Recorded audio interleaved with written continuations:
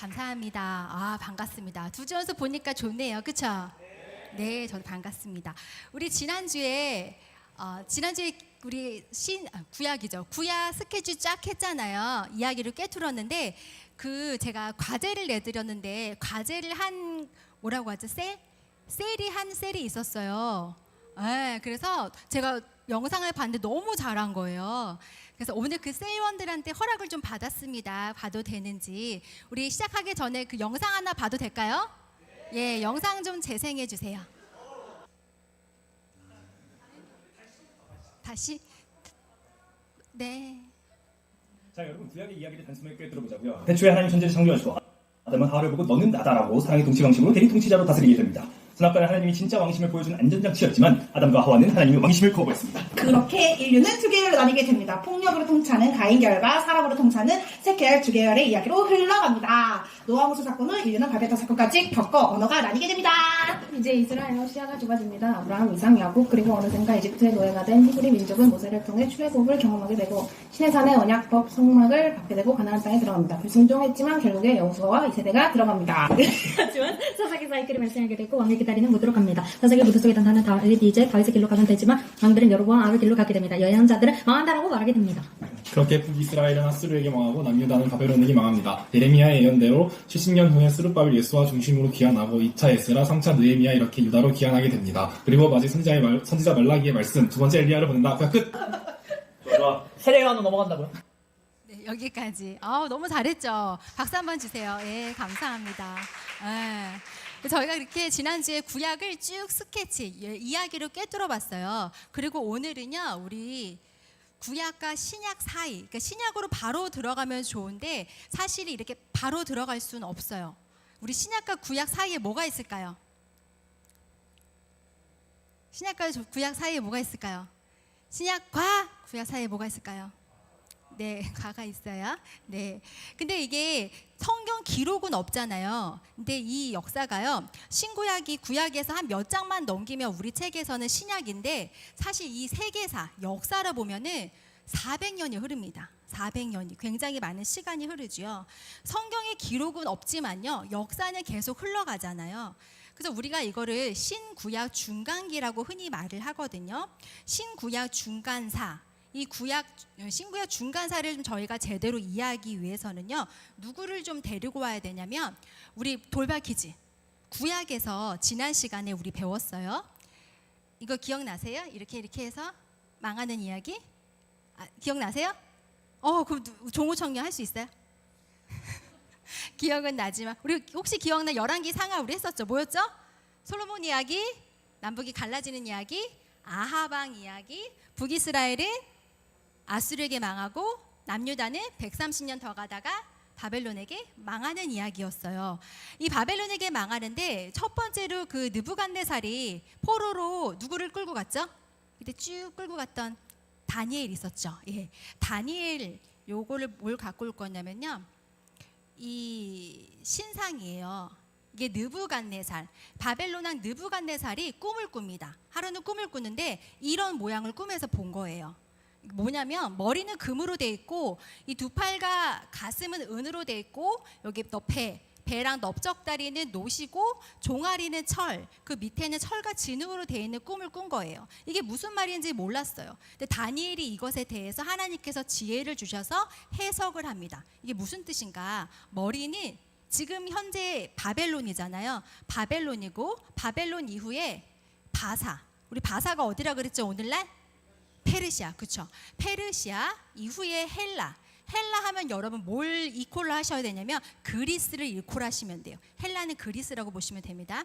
그리고 로마, 그리고 철이 로마고, 여기 이렇게 네 제국이라고 이제 다니엘이 알려줍니다. 금은 이제 당시에 바벨론이 굉장한 나라였잖아요. 금으로 상징하고 바사, 원래 메대와 바사거든요. 팔 두 개잖아요. 이렇게 모으고 있죠. 바사, 페르시아가 통일을 합니다.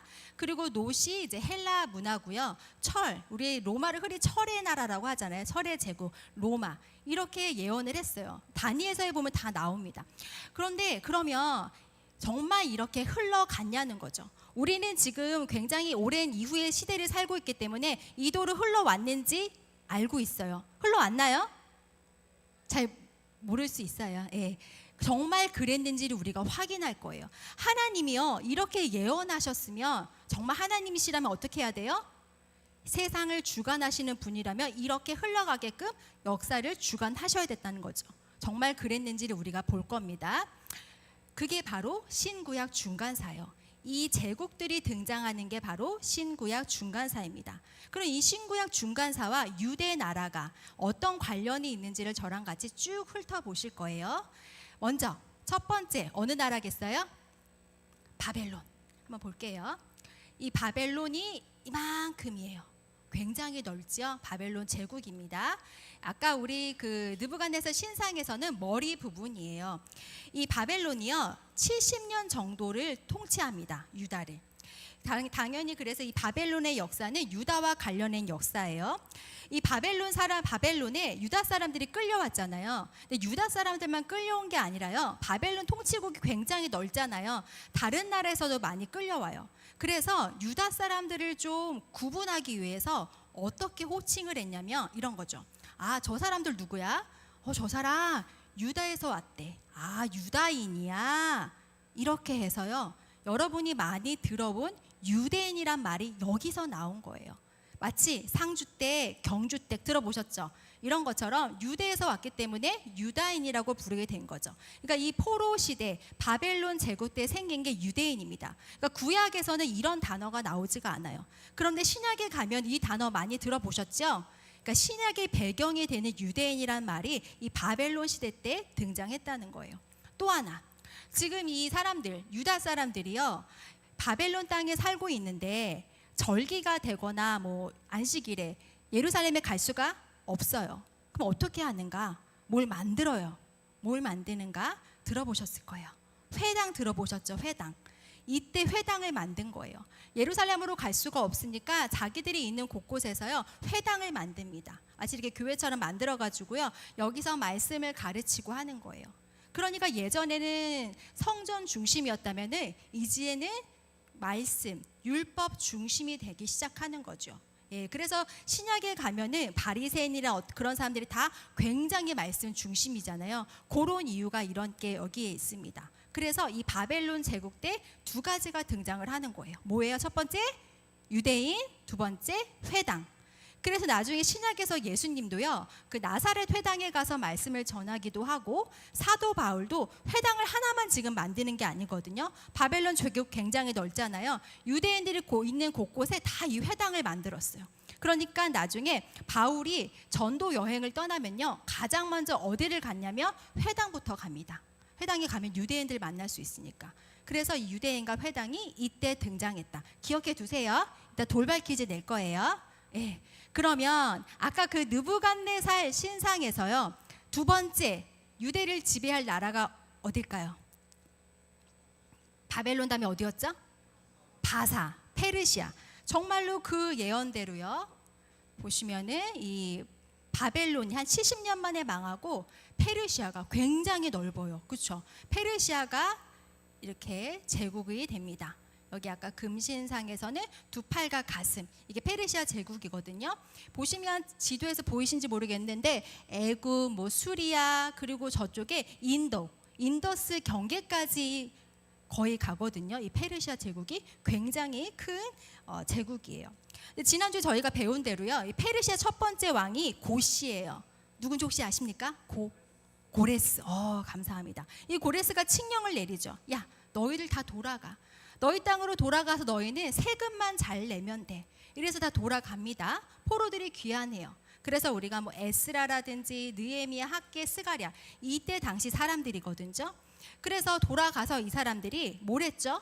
가서 기억하시나요? 성전, 그렇죠. 성전을 재건합니다. 성전 재건하고 그리고 예배도 열심히 드리겠죠. 지금 여기 청년들처럼 말씀도 열심히 듣습니다. 그 에스라를 중심으로. 그러니까 이 외부에서 보면요, 이 에스라를 중심으로 한 유대인들의 공동체가 생긴 거예요. 그것을 뭐라고 하냐면요, 유대교라고 합니다.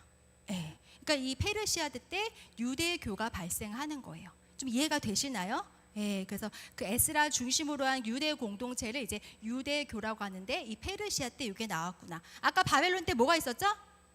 유대인. 그리고 회당이 있었고 페르시아 때 이렇게 유대교가 발생을 합니다. 나중에 아이러니하게요, 이 유대교는 처음에 그 말씀 공동체잖아요. 좋게 생겼는데 신약에 가서는 이 예수님과 유대교가 굉장히 부딪히는 관계로 발전하게 되죠. 그런 것도 기억해 두세요. 그리고 세 번째 제국 어딜까요? 로마 땡. 헬라 맞습니다. 예, 헬라 하면 아까 그리스라 그랬어요. 보세요. 와, 굉장하죠. 제국이 엄청 커요. 갈수록 제국이 점점 더 커집니다. 예, 이 헬라 제국, 아까 그리스를 같이 기억해 달라고 했어요. 느부갓네살 신상에서는 여기 배와 넓적다리 부분에 해당하는 것이 바로 이 헬라 제국입니다. 이 헬라 제국 하면요, 여러분 혹시 떠오르는 사람 있으세요? 감사해요. 여기 알렉산더, 짜자잔. 이 알렉산더가 어디 있냐면요, 보이시는지 모르겠지만 저기 마케도냐라는 곳이 있어요. 마케도냐라는 곳에서 이 알렉산더가 이제 태어납니다. 근데 이 알렉산더가요, 요 밑에 그 마케도니아 밑에는 그리스예요. 헬라. 그리스. 알렉산더의 스승이 누구냐면 그 유명한 아리스토텔레스입니다. 예, 들어보셨죠? 근데 아리스토텔레스가 그리스 문화권에 있거든요. 그래서 알렉산더가요, 이 아리스토텔레스에게서 이렇게 배워보니까 이 헬라 문화가 굉장히 고급진 거예요. 너무 괜찮은 거예요. 그래서 알렉산더가 꿈을 꿉니다. 어떤 꿈이냐면 내가 정복한 모든 나라에게 이 고급 문화인 헬라 문화를 전해야겠다. 이런 비전을 갖게 돼요. 그리고 나서 정말 그 비전대로요, 정복을 이렇게 해 가잖아요. 정복을 할 때마다 여기를 다 헬라화 시키는 거예요. 그것을 저희가 그 학교에서 배우셨을 거예요. 헬레니즘 들어보셨죠? 이 헬레니즘의 특징이 뭐냐면 그리스 문화와 동양 문화가 융합되신 것인데 굉장히 합리적이에요. 합리주의고 인본주의적인 문화가 바로 이 헬라 문화입니다. 예. 그래서 헬라 문화가 이렇게 점점 꽃을 피우게 됩니다. 알렉산더가요, 그러면서 또 하나 중요한 일을 해내는데요. 이 헬라 문화를 다 전하면서 언어를 통일시켜요. 언어. 그럼 무슨 언어가 될까요? 그렇죠. 여기서 헬라어로 언어를 통일시킵니다. 요 제국들이 다 헬라어를 쓰게 되는 거예요. 그래서 나중에요, 이 바울이 또 복음을 전하는데 여기 돌아다니면 다 헬라어 쓰는 사람들이잖아요. 그러니까 복음을 전하는데 굉장히 용이합니다. 하나님께서요, 이렇게 돌이켜 보면은 정말 이 신약의 무대가 되는 이 400년을 통해서 이것저것 너무 많은 일을 하셨어요. 복음이 전해지도록 발판을 하나님께서 이렇게 만들어 놓으신 것을 우리가 알 수가 있습니다. 이 알렉산더가 이 인도까지 영토를 확장했는데 33살에 이 후계자가 없이 죽습니다. 후계자 없이. 그리고 그 부하들이 죽여요. 부하들이 죽이고 나서 이 대제국을 어떻게 할 것인가 하고 4명의 부하가요, 이 제국을 쪼개서 가집니다. 관할을 하는 거예요. 그 중에서 우리가 모든 4개의 제국을 다 알 필요는 없고요. 유대와 관련된 제국을 2개 볼 거예요. 보시면 여기가 프톨레미, 그리고 여기는 셀레우코스라고 해요. 2 왕조가 있습니다. 이게 여러분 그림에서 보시면 보일지 모르겠는데 유대를 한번 찾아보세요. 유대 찾아지세요? 여기 초록색과 빨간색 그 사이 경계에 예루살렘이 있거든요. 유대는 프톨레미아 그리고 셀레우코스 그 교차점에 마치 교집합처럼 이렇게 끼어 있는 거예요.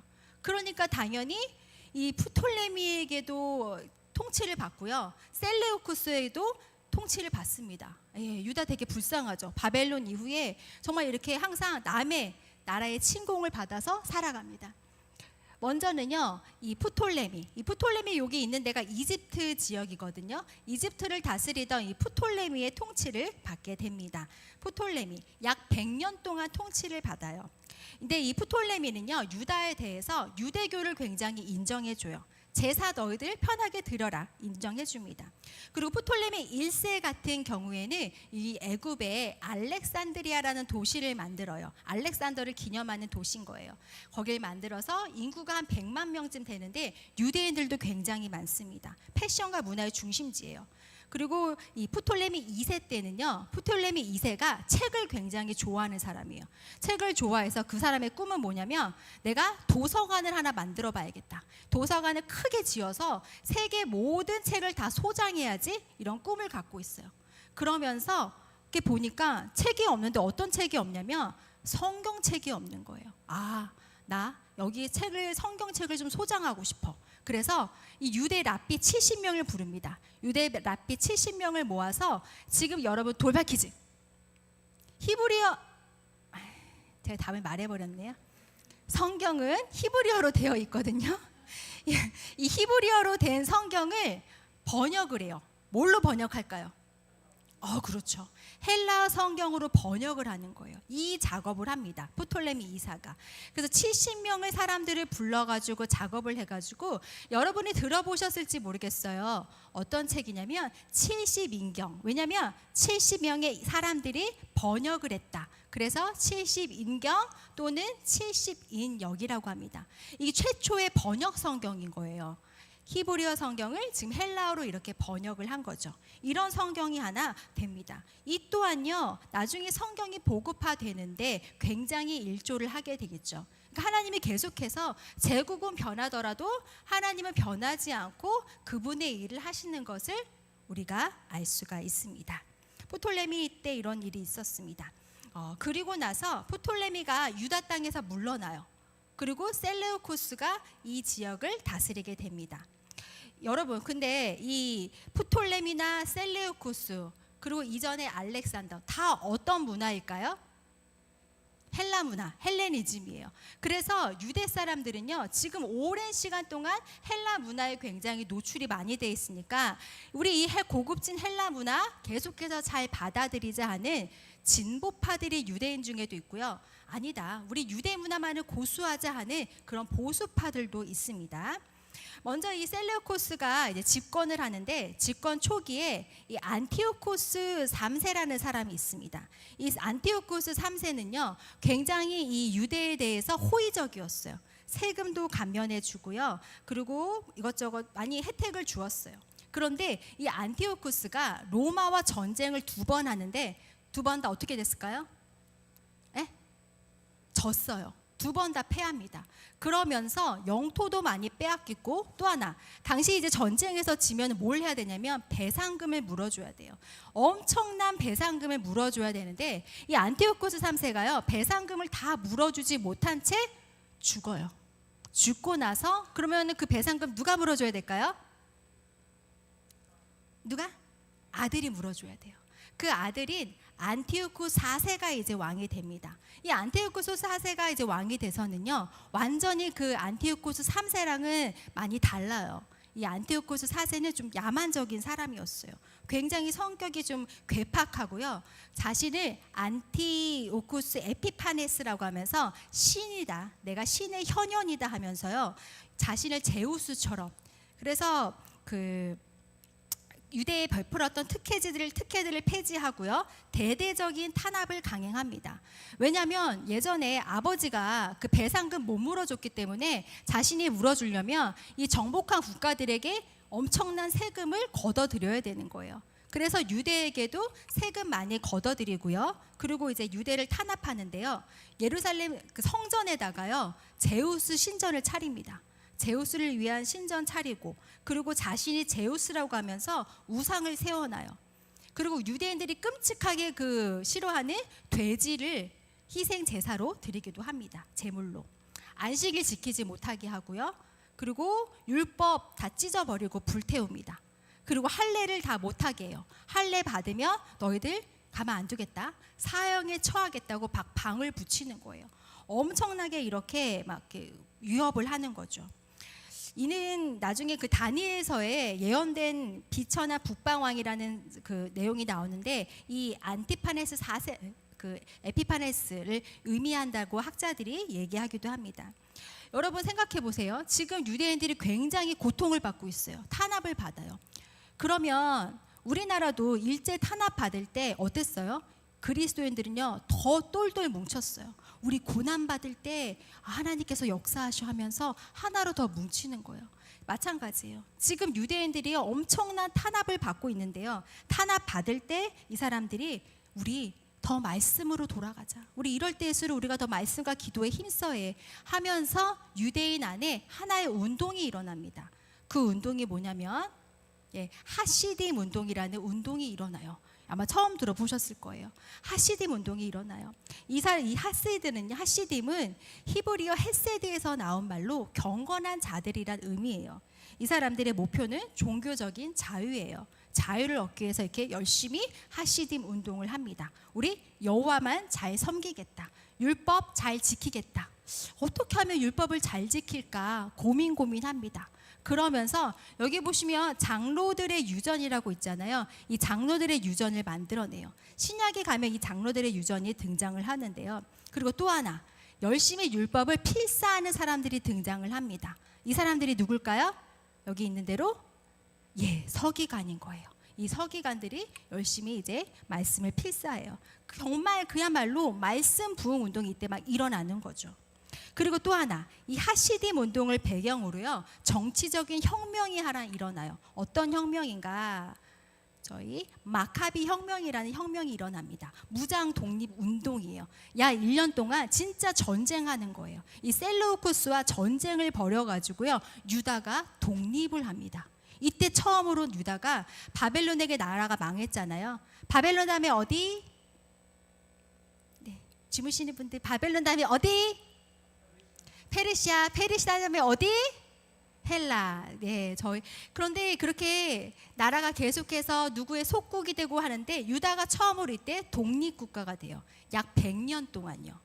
유다는 그리고 100년 동안 독립하고요. 나중에 이제 AD 70년에 로마가 완전히 이제 그 예루살렘을 무너뜨리고 1948년에 유엔이요 이스라엘을 공식적으로 인정해 주기까지 이 유다 이스라엘은요 이 독립 100년 요때가 처음이자 마지막이었어요. 이때만 딱 100년 동안 독립을 합니다.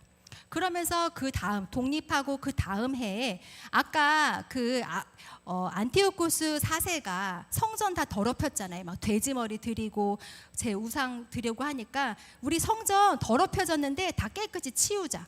성전 청소하는 날인 거예요. 성전 깨끗이 청소하고 그리고 수리하는데요. 그 절기가 바로 뭐냐면 수전절이에요. 그래서 이 수전절은 레위기에 나올까요? 안 나올까요? 안 나와요. 왜냐하면 이 신구약 중간기에 발생했기 때문에 수전절은 레위기엔 등장하지 않습니다. 나중에 예수님이 이거 수전절이 막 설교하시거든요. 그 수전절이 이때 나왔구나라는 것을 여러분이 기억하시면 되겠습니다. 그리고 나서요, 여러분 또 하나 기억해야 될 게 뭐냐면은 이 하시딤 운동 마카비 혁명 하는데 요때 유다를 다스리던 왕조가 있어요. 그 왕조 이름이 뭐냐? 하스몬 왕조입니다. 복잡하시죠? 400년이 쉽지 않아요. 하스몬 왕조예요. 우리가 신약으로 가야 되는데 신약으로 들어가는 게 쉬운 일이 아닙니다. 이 하스몬 왕조가 지금 유다를 다스리고 있는데요. 유다의 지도를 좀 볼게요. 여기 갈릴리, 사마리아, 유대 그리고 유대 밑에 그 에돔이라고 에돔 들어보셨나요? 이 에돔 신약에서는 에돔이라고 안 나고 이제 이두메라고 이제 호칭이 바뀌거든요. 이두메 이 에돔의 왕이 누구냐면 여러분 이걸 기억하셔야 돼요. 뭐라고 써 있나요? 안티파스라고 써 있습니다. 이 안티파스가 누구냐면요. 여러분 신약의 헤롯 아시죠? 헤롯 왕. 그 헤롯의 할아버지인 거예요. 에돔 사람이에요.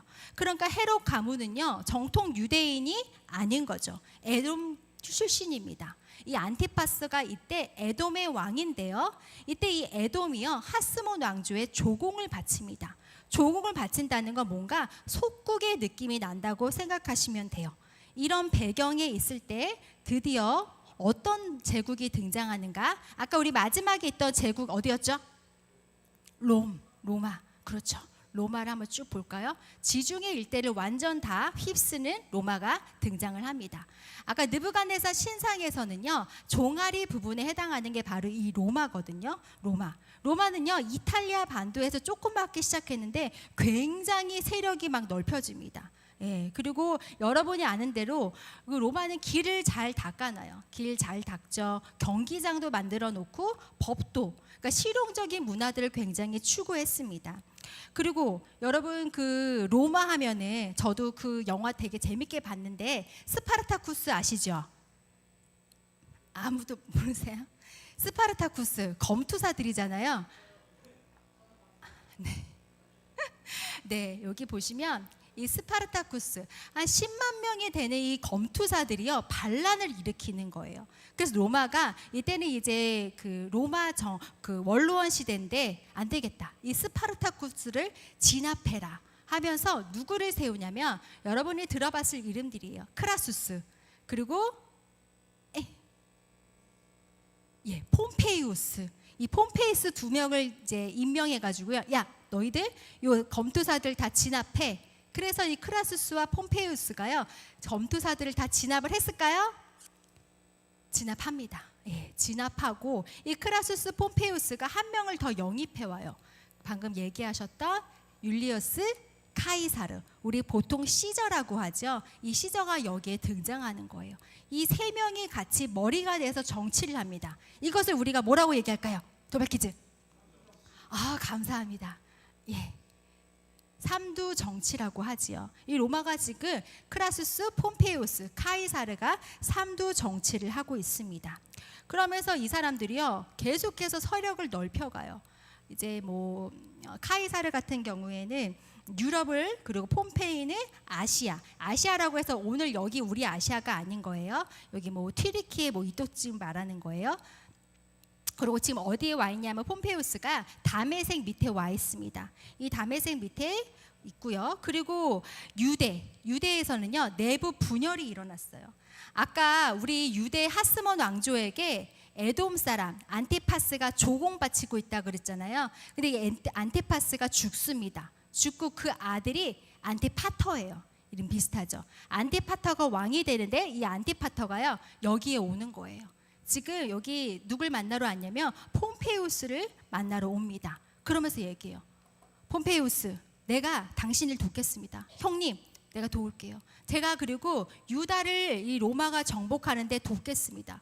하니까 이 폼페이우스와 이 안티파스가요 둘이 손을 잡고, 아까 우리 유다가 무슨 왕조라 그랬어요? 혹시 기억하시나요? 하스몬 왕조라 그랬잖아요. 이 하스몬 왕조를 칩니다. 예, 그래서 이 유다가 100년 동안 독립이었는데 그게 이제 사라지게 되는 거예요. 다시 로마의 제국 밑에 들어가게 되는 거죠. 이때부터 이제 조금 복잡해지기 시작해요. 성경이. 이제 이 폼페이우스가 안티파스에게 힘을 주거든요. 야, 너 괜찮다. 신임하면서 이 유다를 다스릴 수 있는 권한을 줍니다. 그러니까 이 유다는 이때부터요. 로마, 큰 위에는 로마 있고요. 그 다음에 누가 있을까요? 헤롯이 있는 거예요. 이 안티파스가 헤롯 가문이잖아요. 안티파스가 있고 그렇게 밑에 내려가는 그런 구조가 되기 시작을 합니다. 예. 그리고 또 하나, 이제 로마가 대제국이 되었는데요. 로마에서 아까 삼두 정치했다 그랬잖아요. 삼두 정치를 하던 중에 크라수스가 죽어요. 크라수스 죽고요.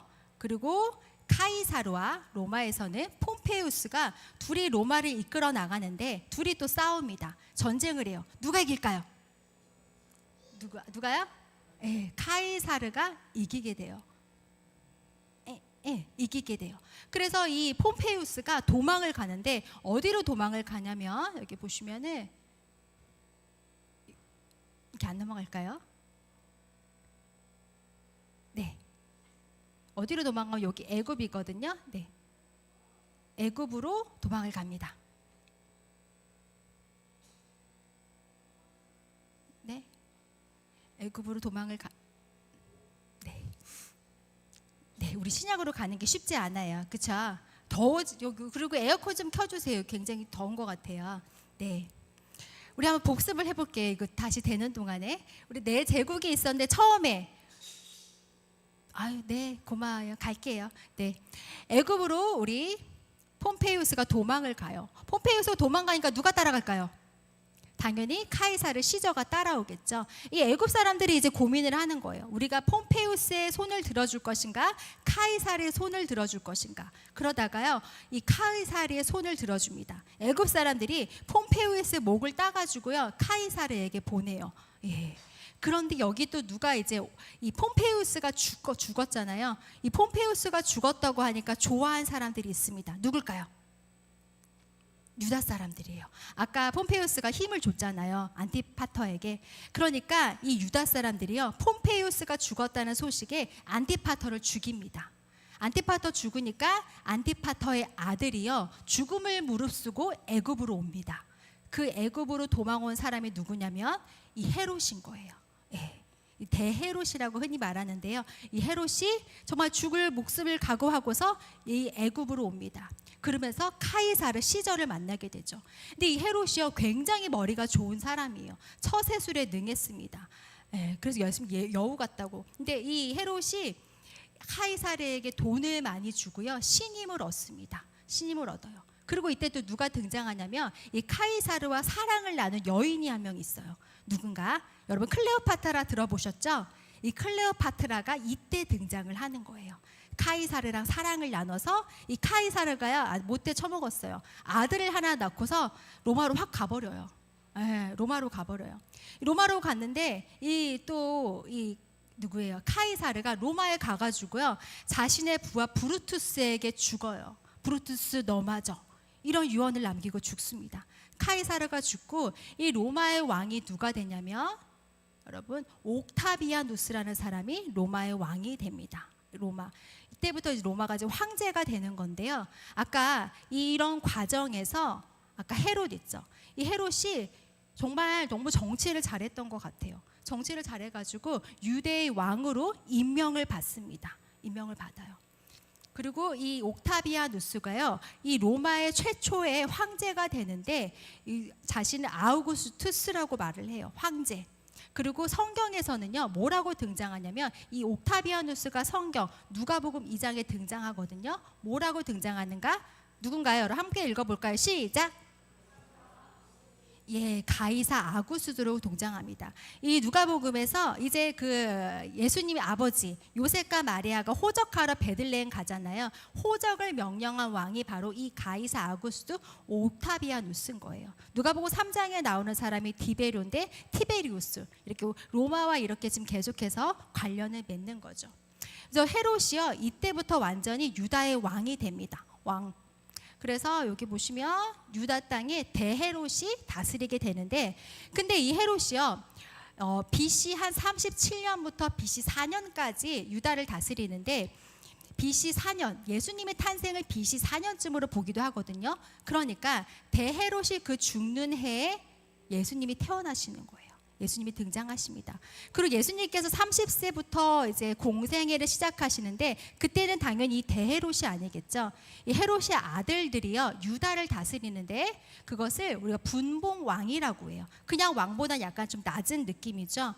헤롯의 아들들이요, 이 유대를 나눠요. 첫 번째, 여기에 보시면은 사마리아, 유대, 이두메, 이 지역은 아켈라오라는 사람이 다스리고요.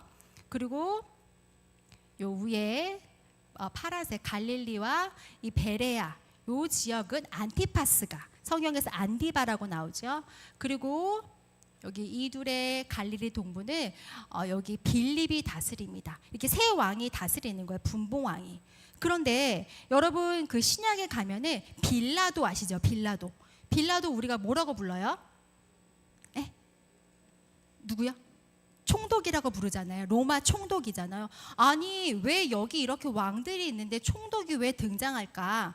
등장하는 이유가 있어요. 왜 그런가? 이렇게 1, 2, 3번 아켈로, 안티파스, 빌립이 다스리는데 로마 같은 경우에는 지금 유화 정책을 펴고 있어요. 근데 누가 문제냐면 1번 제 아켈라오가 문제예요. 굉장히 야만적인 거예요. 성전에 있던 그 헌금도 강탈해가고 야만적인 행동을 하니까 당연히 이 대제사장 그룹과 부딪힐 수밖에 없는 거예요. 그래서 유다 사람들이 막 폭동이 일어나요. 로마에게 청원합니다. 우리 이런 분봉한 필요 없다. 이런 거 없애달라 하면 청원을 하니까요. 로마에서 아켈라오를 저쪽 오늘의 프랑스 지역으로 추방시켜 버려요. 추방시키고 그 지역에 누구를 세우는가 하면은 바로 여기 총독을 세우는 거죠. 그래서 이렇게 총독이 등장을 하는 겁니다. 예.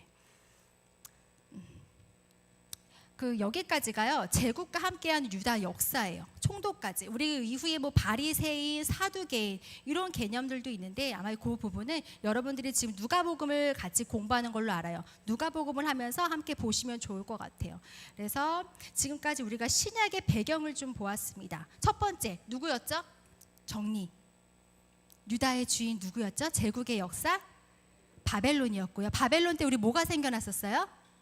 유대인 또 하나 회당이 있었어요. 그리고 시간이 지나서 페르시아 때 유대교가 발생합니다. 그리고 헬라 때지요. 헬라 때 우리 프톨레미 때 아까 72년 처음으로 성경이 번역됐다고 했습니다. 그리고 지금 로마 때거든요. 이 로마의 제국 굉장한 제국이잖아요. 그 로마 제국의 한 중심 한복판에 누가 오시는 거예요? 예수님이 오십니다. 이렇게 신약이 시작이 됩니다. 예. 아까 우리 느부갓네살의 신상을 봤어요. 금, 은, 노, 철 막 하면서 예수님 너무 잘생겼어요. 제가 잘생긴 예수님으로 좀 찾았어요. 그래서 그 느부갓네살 신상 예언대로요 세계사가 정말 흘러왔습니다. 이를 통해서 우리는요 하나님께서 그렇게 예언하시고 예언대로 역사가 흘러가게 하셨구나. 그분의 나라는 신구약 중간 시대에도 건재하다는 것을 우리가 알 수가 있습니다.